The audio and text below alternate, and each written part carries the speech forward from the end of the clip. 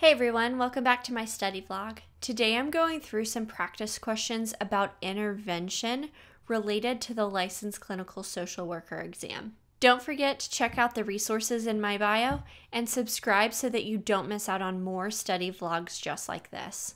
If you're serious about passing your exam, I have an affiliate link in the bio. Here's a copy of it here. Although I would be recommending this product anyways, I do have to disclose that since this is an affiliate link, I make a small commission when you purchase through my link. It doesn't change the price for you at all, but if you're thinking about purchasing this product anyways, it's a great way for you to support the channel. And I'm always happy to tell more people about Exam Edge. They make it way easier to pass your licensure exam. A client with depression has been struggling to get out of bed, missing work, and feeling overwhelmed by daily tasks. The social worker wants to implement a short-term, structured intervention that will help the client set achievable goals and build motivation through small successes. Which intervention is most appropriate in this situation? A. Psychoanalysis. B. Solution-focused brief therapy. C. Narrative therapy. Or D. Structural family therapy. And the answer is solution-focused brief therapy.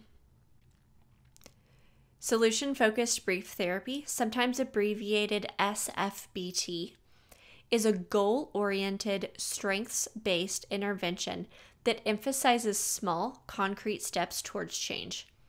It is especially effective for clients needing help with motivation, behavior activation, and practical goal setting. It focuses on solutions rather than problems, which aligns well with the client's current needs.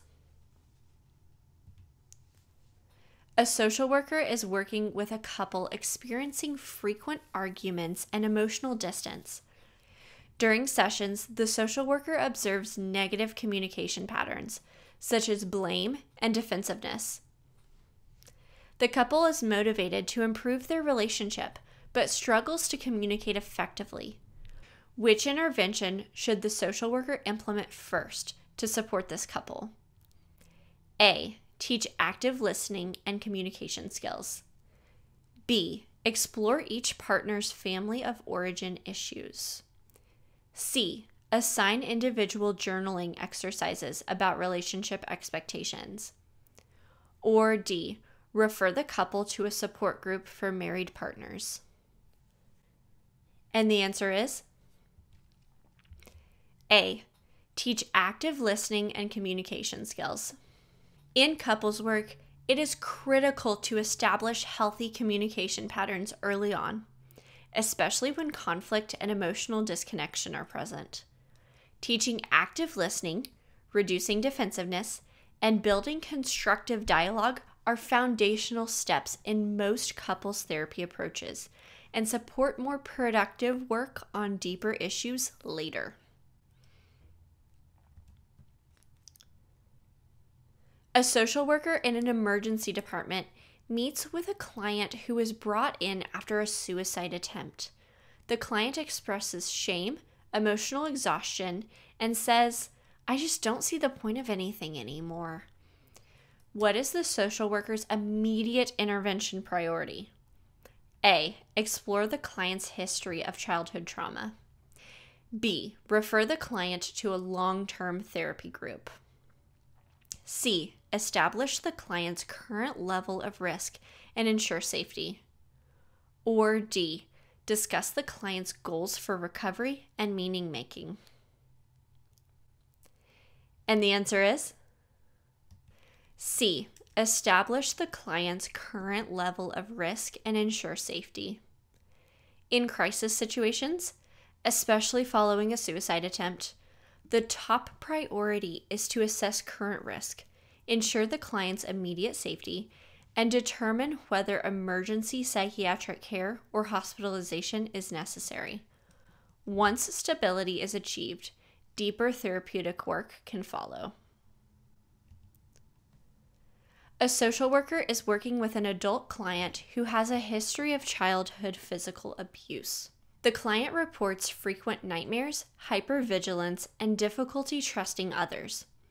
The client has recently started opening up about their trauma, but becomes visibly distressed when discussing specific memories. What is the most appropriate intervention at this stage of treatment? A. Encourage the client to recount the traumatic events in full detail. B. Introduce grounding techniques and focus on emotional regulation. C. Explore the client's abuser's motivations to promote insight. Or D. Recommend the client take a break from therapy until they feel stronger. And the answer is B. Introduce grounding techniques and focus on emotional regulation.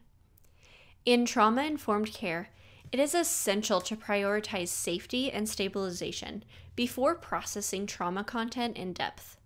Teaching grounding, self-soothing, and emotional regulation skills helps clients build the capacity to tolerate distress and remain present, which are critical steps before engaging in trauma processing.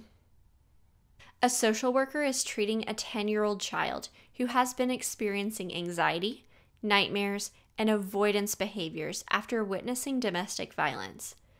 The child struggles to talk about the event, but responds well to structure and play-based activities. Which intervention would be most appropriate to begin treatment? A. Dialectical behavior therapy, DBT. B. Trauma-focused cognitive behavioral therapy, TFCBT. C. Motivational interviewing, MI. Or D.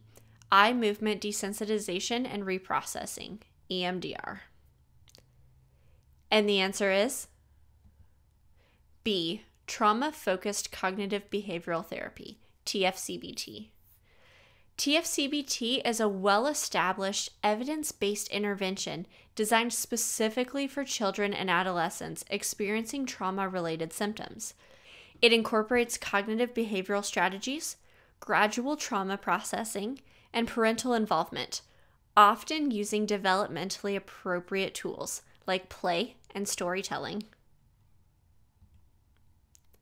A 28-year-old client seeks help after recently relapsing on alcohol following 6 months of sobriety. The client expresses guilt and shame, but also ambivalence about returning to treatment, saying, "I'm not even sure I can stay clean long term." What is the most appropriate intervention for the social worker to use at this stage? A.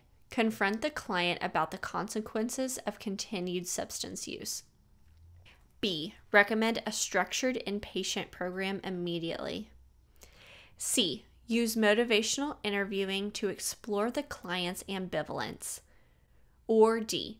Assign a relapse prevention workbook and move into goal setting. And the answer is C. Use motivational interviewing to explore the client's ambivalence. Motivational interviewing, MI, is an evidence-based approach particularly effective for clients experiencing ambivalence about change. It helps build intrinsic motivation through empathy, reflection, and collaborative goal setting, making it an ideal starting point post-relapse. If you're serious about passing the LCSW exam, check out the resources in my bio. As you'll see, I have some affiliate links, which means that I make a small commission when you make a purchase through that link, but it doesn't change the price for you. So if you're thinking about buying those resources anyways, it's an easy way for you to support my channel. Thank you so much for watching. Please like this video if you found it helpful. My channel is still really small, so a like and a comment goes a long ways in helping me in the algorithm. Don't forget to subscribe to Becoming a Therapist so that you don't miss out when I post new study vlogs just like this.